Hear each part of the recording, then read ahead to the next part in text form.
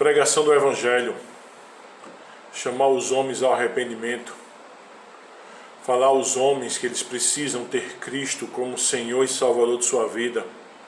Se o homem não tem Cristo como Senhor, não poderá tê-lo como Salvador.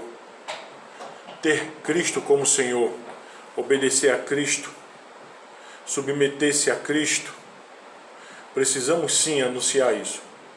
Precisamos anunciar aos homens que Cristo é sim a solução de Deus para o mundo caído. Mas precisamos também anunciar a esses homens que eles por si só não podem vir. O homem por si só, a Escritura diz, como está morto em delitos e pecados. A Escritura diz que o Espírito que agora atua no mundo está também atuando na vida de todos os ímpios. Ora, sendo isto verdade, como de fato é, este homem não pode vir por si só a Cristo.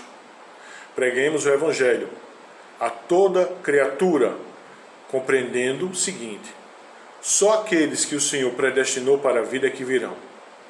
E nisso aqui, irmão, nós temos uma segurança, e nisso aqui nós temos um alento. Segurança, que nós não precisamos falsificar e nem adulterar o Evangelho, nem tornar o Evangelho agradáveis a homens. Segurança, a nossa pregação, conforme Paulo fala, é conduzida sempre em triunfo. Através da nossa pregação, o perfume de Cristo se manifesta, tanto naqueles que são chamados para a vida, como naqueles que não são chamados para a vida. Então, irmãos, como pregadores do Evangelho, nós devemos pregar a Escritura e pregar o Evangelho na sua singeleza, na sua simplicidade, não colocando coisas que a palavra de Deus proíbe, como a palavra de Deus mesmo especifica, não adulterando. Precisamos sim falar que os homens são pecadores, precisamos sim falar que o pecado trouxe morte eterna, morte espiritual, morte física e também toda uma série de sofrimentos que vai culminar na morte física. Precisamos sim falar que o Evangelho, o poder de Deus, tira os homens das trevas para a luz. De quem é essa tarefa? Essa tarefa é de toda a igreja. Essa tarefa não é somente de um departamento da igreja conservadora. Essa tarefa é de toda a igreja, de todas as pessoas. Todos somos missionários. Todos temos a responsabilidade de pregar, todos temos a responsabilidade de falar a respeito de Jesus para o nosso próximo. E compreendendo o seguinte: se todo o caminho desse na venda, não é, por assim dizer, se todo o caminho levasse a Deus, o Senhor Jesus não teria dito: somente eu sou o caminho, somente eu sou a verdade, somente eu sou a vida.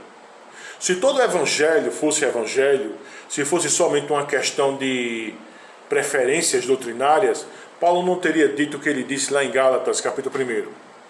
Se porventura um anjo, ou mesmo um apóstolo vos anuncia um Evangelho que vá além daquilo que vos tem pregado, seja anátema, ou seja, seja maldito. Então, o que nós precisamos compreender, irmãos, é que não existe vários tipos de Evangelho. É que não existe vários caminhos que levam a Deus. Só existe um Evangelho. O Evangelho apostólico, o Evangelho que for anunciado pelos apóstolos. Paulo vai dizer isso, né, lá em 1 Coríntios 15, né? A respeito da singularidade do Evangelho, da pregação apostólica. A igreja é edificada sobre o fundamento dos apóstolos e dos profetas. Então, irmãos, anunciemos sim o Evangelho de Cristo, o verdadeiro Evangelho de Cristo, e também chamemos homens que se dizem crentes ao arrependimento, se aquilo que eles estão professando não é o verdadeiro Evangelho de Cristo, não é o Evangelho da cruz. Se for um Evangelho de obras, se for um Evangelho onde coisas são anexadas, chamemos tais homens ao arrependimento, mesmo que eles se digam que são cristãos.